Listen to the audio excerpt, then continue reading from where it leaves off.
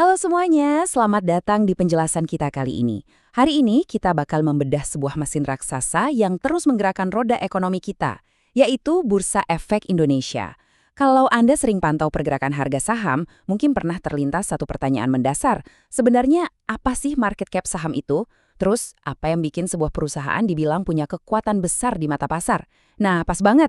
Di sini kita akan kupas tuntas mekanika dasar yang biasa dipakai para profesional buat menilai sebuah bisnis. Yuk, kita mulai.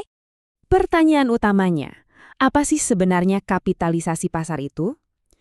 Coba bayangkan bursa saham itu kayak ring tinju raksasa. Pasti ada dong petinju kelas berat, kelas menengah, sampai kelas bulu. Pertanyaannya, apa yang menentukan siapa yang berhak pegang sabuk juara kelas berat di ring finansial ini? Nah, persis itu yang bakal kita cari tahu jawabannya sekarang. Oke, ini peta jalan kita hari ini. Pertama, kita bahas konsep dasar kapitalisasi pasar. Kedua, 3 kasta saham BI. Ketiga, dominasi raksasa di bursa. Keempat, aturan main show-off free float. Dan yang terakhir, strategi portofolio dan risiko. Kita masuk ke bagian pertama, konsep dasar kapitalisasi pasar. Intinya begini, market cap itu ibarat label harga total dari sebuah perusahaan publik. Nilai ini merepresentasikan nilai pasar secara teoritis. Gampangnya, bayangin berapa banyak tumpukan uang tunai yang harus Anda bawa kalau hari ini juga Anda mau memborong seluruh kepemilikan bisnis tersebut. Buat gambaran seberapa masif skalanya nih, total kapitalisasi pasar di BI itu diproyeksikan menyentuh angka 1 triliun dolar AS pada akhir 2025. Wah, itu setara dengan 72% dari PDB nominal seluruh Indonesia loh. Apa yang bikin takjub? Di balik angka raksasa itu, matematikanya ternyata sangat simpel. Rumusnya cuma begini. Kalikan saja total lembar saham yang beredar dengan harga saham per lembarnya saat ini. Misalnya nih, ada perusahaan punya 250 juta lembar saham, terus harganya di pasar kebetulan Rp2.500 per lembar. Berarti, market cap-nya ya tinggal dikaliin, jadinya 625 miliar. Dan karena harga saham itu kan naik turun setiap detik, otomatis nilai market cap ini juga sangat dinamis, terus berubah. Eits, tapi tunggu dulu. Jangan buru-buru mikir market cap itu sama dengan total biaya kalau mau mengakuisisi penuh perusahaannya ya. Market cap itu murni cuma lihat nilai ekuitasnya saja. Ibarat beli rumah, itu baru harga bangunannya. Kalau Anda mau tahu nilai ekonomi sesungguhnya untuk ambil alih sebuah perusahaan, kita harus lihat yang namanya enterprise value atau EV.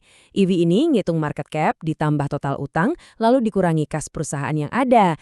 Nah, dari situ baru deh kelihatan tagihan real yang sesungguhnya di balik layar. Oke, lanjut. Sekarang kita masuk ke bagian 2. 3 kasta saham BEI. Kalau kita pakai standar global dalam dolar AS, jujur saja hampir semua perusahaan di Indonesia mungkin cuma masuk kategori kelas ringan. Makanya, sekuritas domestik kita pakai batasan rupiah sendiri biar lebih pas. Saking pesatnya pertumbuhan bursa kita sekarang, institusi modern bahkan mulai pakai istilah mega cap buat emiten raksasa yang nilainya tembus 100 triliun rupiah. Coba bayangin, nolnya aja ada berapa tuh? Pusing kan ngitungnya? Kasta yang paling atas ini biasa kita sebut first liner atau saham blue chip. Ini dia para petinju kelas berat kita. Nilainya dipatok di atas 100 triliun rupiah. Saham-saham seperti BBCA atau BBRI itu likuiditasnya luar biasa tinggi dan harganya relatif stabil. Makanya mereka sering banget dijadiin jangkar pertahanan yang andal sama investor institusional raksasa. Plus, mereka ini biasanya rutin banget bagi-bagi dividen. Turun satu tingkat, kita ketemu sama second liner alias kelas menengah. Rentangnya ada di antara 10 sampai 40 triliun rupiah. Contohnya kayak SIDO atau XCL. Perusahaan-perusahaan di kasta ini ibarat petinju muda yang lagi lincah-lincahnya berekspansi. Buat investor, mereka nawarin kombinasi yang manis banget. Stabilitas finansialnya sudah teruji, tapi di sisi lain, ruang pertumbuhannya masih jauh lebih tinggi dibanding para raksasa yang pasarnya mungkin udah mulai mentok. Nah, di kasta paling bawah ada third liner alias saham lapis 3. Kelas bulu ini bisa dibilang wilayah yang sangat spekulatif ya. Kapitalisasi pasarnya di bawah 10 triliun atau bahkan banyak yang di bawah 500 miliar rupiah. Karena ukurannya super kecil, volatilitas harganya ekstrim banget. Benar-benar kayak naik roller coaster tanpa sabuk pengaman. Bayangin aja, transaksi 1 miliar rupiah saja kadang udah cukup loh buat memanipulasi harga sampai memicu auto-reject oleh sistem bursa. Jadi ya, ini jelas bukan area buat Anda yang gampang jantungan. Selanjutnya, di bagian ketiga kita bakal bahas dominasi raksasa di bursa. Coba kita lihat realitas yang cukup mengejutkan ini. Dari ratusan perusahaan yang listing di bursa, ternyata nilai gabungan dari 50 perusahaan terbesarnya saja sudah menyumbang lebih dari 71% total kapitalisasi seluruh industri. Artinya apa? Sisa ratusan perusahaan lainnya itu cuma bisa berebut sisa kue yang ukurannya nggak sampai 30%. Ketimpangannya lumayan gila kan? Dan dominasi ini paling kerasa di posisi puncak. Coba lihat, ada Bank Sentral Asia dengan nilai lebih dari 726 triliun rupiah, disusul DCI Indonesia, lalu Bank Rakyat Indonesia. Karena dominasi sektor perbankan dan teknologi ini kelewat masif, ada resiko nyata buat reksadana indeks yang kerjanya cuma mengekor pasar. Kenapa? Karena terjadi penumpukan resiko di sektor tunggal. Kalau sektor perbankan tiba-tiba tersandung, wah seluruh indeks bursa bisa langsung ikut terseret jatuh loh. Sekarang kita beralih ke bagian keempat, aturan main soal free float.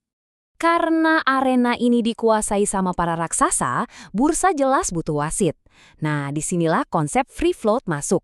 Sederhananya, free float itu porsi saham yang benar-benar beredar bebas dan dipegang sama investor publik perorangan. Jadi, saham yang dikunci rapat sama pendiri atau direksi nggak dihitung ya. Otoritas bursa pakai metrik ini buat menyusun indeks khusus kayak IDX 80.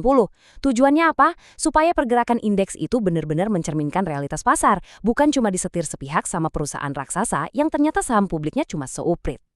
Aturan soal free float ini nggak main-main loh.